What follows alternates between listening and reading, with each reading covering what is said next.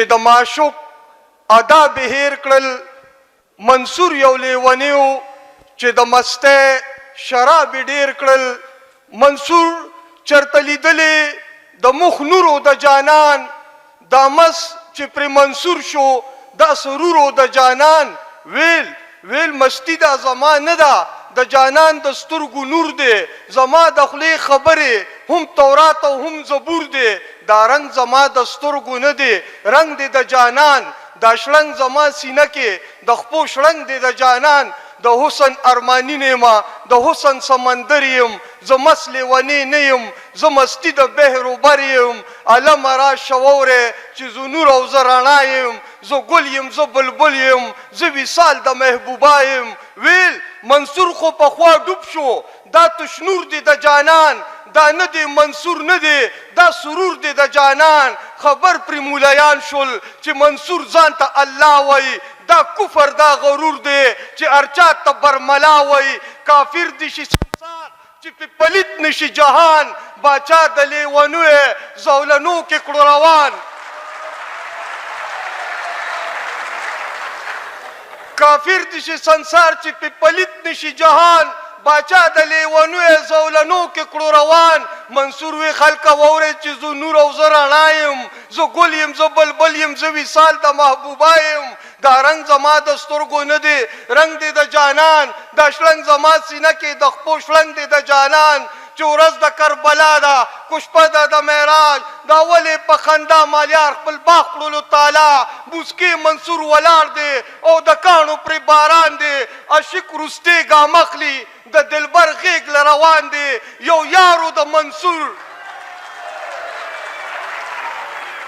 د کاڼو پرې باران دی او مسکې منصور ولاړ دی. عاشق وروستې ګام اخلي د دلبر غیږ روان دی. یو یارو د منصور چې د منصور دړ مختارو دی هم حفه ولاړ د سنگسارانو په قطارو.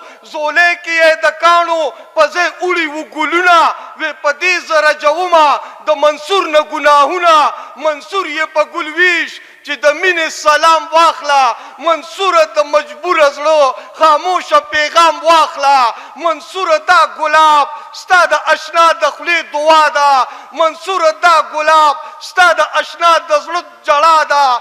یو ګل په منصور ورغی د کاڼو په باران کې. منصور یو کریکه ویستا د ډیر درد په ارمان کې. درمندې سترګې پورته کړې قطار ته د علمو. ولاړ پکې ګلاب په لاس خفه د صنمو. د یار مخ چې یې ولید په ډیر درد واویلا لاړ. باچا د لیونو هم د دنیا نه په جړا لاړ. د نور نازنین تارو د جانان د سترګو نور شو. یو لهر د مستیو د جانان د زړه سرور شو.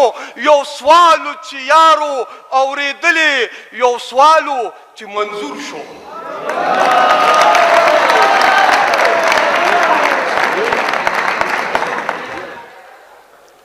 داسې یو څو شعرونه چې اکثر په شاعرۍ کې تاسو ګورئ.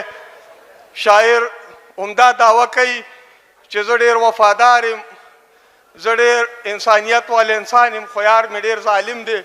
لکه هغه کوالټي ځان پسې لیکي، ابد یار پسې لیکي. خو د غني خان دا نظم هغه د ټک په نوم لیکلی دی.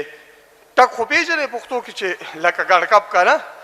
وی ما د کس ته د دروغو تا ته وخوړ قسم.